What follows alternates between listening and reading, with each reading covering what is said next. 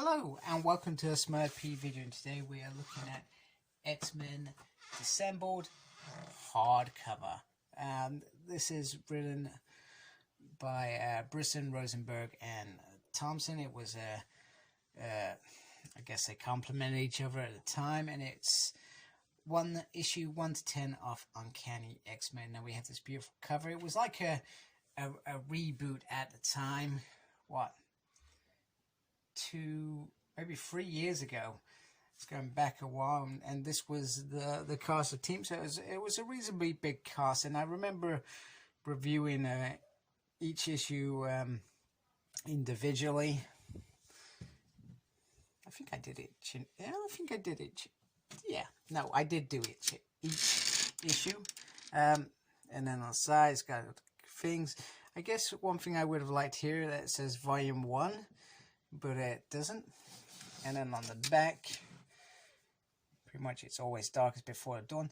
So they've gone out of their way to add on some feedback from some of from Comic Verse and AIPT. So I'm not sure what that's about, whether they feel that they need to justify that actually this was a good run. I'm not too sure on that. If I gently take off the top, gently does it. Otherwise, I will be frustrated. And this is one of those great scenes.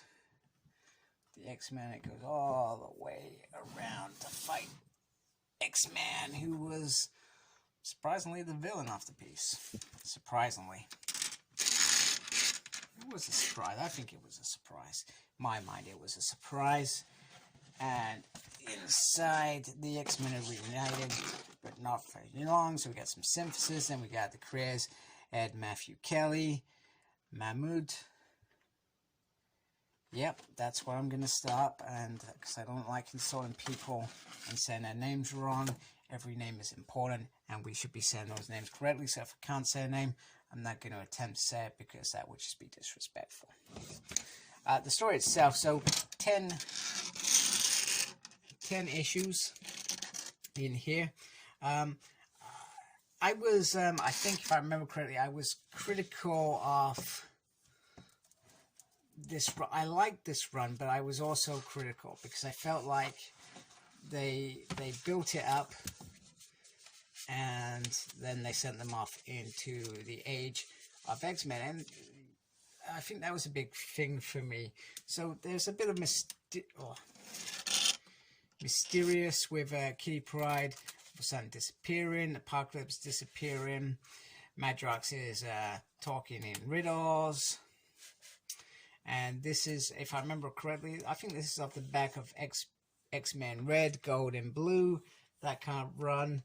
So it felt like it was a rethink, and it started off well. And overall, I don't think the story is that bad. I think I enjoyed it.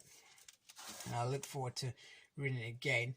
And then I really, really enjoyed, and I hope we get a volume 2 of this, of Uncanny X-Men. I really enjoyed the second part of this, which was, I think it went up to issue 22, which was Cyclops' X-Men, even though he wasn't leading it.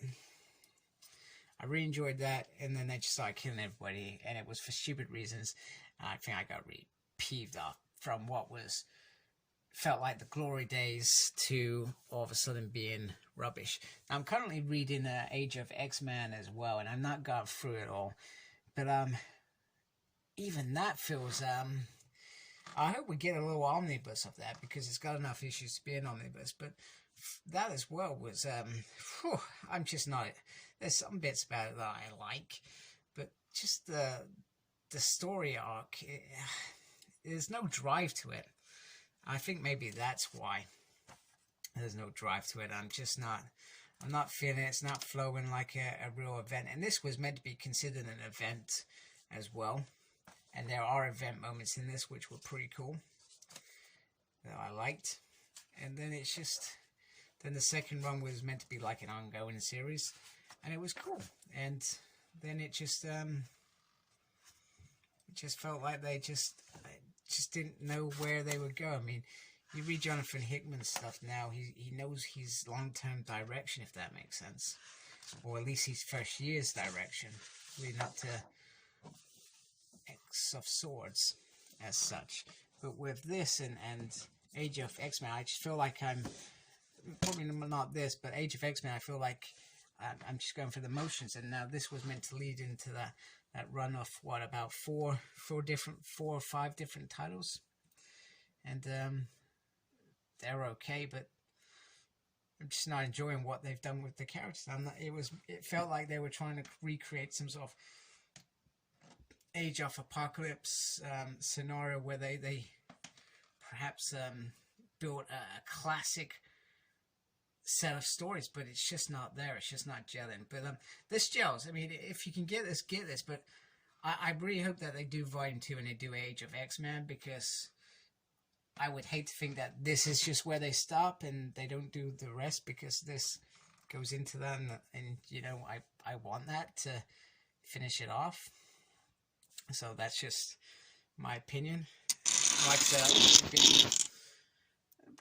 I said, not so much this story. This story I can read and like, but the Age of X-Men and the run afterwards, I really loved. I thought, wow, this is X-Men. This is back to, you know, those days that I enjoy. I love Decimation. I love that whole run with Scott leading the team, and it was amazing. And then Scott became Public Enemy 1, so I liked him back in that role. I liked him back in trying to lead the X-Men or guide the X-Men, whatever you want to call it. But Age of X-Men, yeah, not enjoying it. In fact, I'm going to be reading that in the next half an hour. Okay, so here it is next to House of X, which probably has like 24 issues in it, so you can see the kind of size you're dealing with. Hope you can see that. Yeah, you can see that. And then next to, actually that's probably about 25 issues. So just get a feel for the kind of size difference on the hardback kind of volume, but it fits really nicely. Just before this, in fact, it's going to go just before House of X, Power of X, and then just so you can see that's Uncanny Avengers Omnibus, Marvel Now. I thought this was Marvel Now. No, that was Marvel Now. So anyway, if you just want a story to read on weekend, this is one that you can easily grab. The cast is big, and I feel like that distracts from any character growth in terms of them as a whole. And all of a sudden you got Bishop back, and everybody likes Bishop, and I freaking, you know, there felt like there should have been more consequences for Bishop after what he did, chasing Hope and Cable into the future. But no, none of that's explored, and that would have been a great story to explore. Bishop's turmoil after coming back and realizing, crap, I actually did make a mistake. So anyway, Uncanny X-Men, X-Men Disassembled. Yeah, they're not the Avengers. Come on, guys. Move it along. Please like, comment, and subscribe to my channel. Follow me on Instagram, CyclopsSmurd. I'm on Twitter @SmurdP. No idea what I'm doing there. I'm also got a page on Facebook, SmurdP. And embrace the geekiness. Thank you for watching. Take care. Goodbye.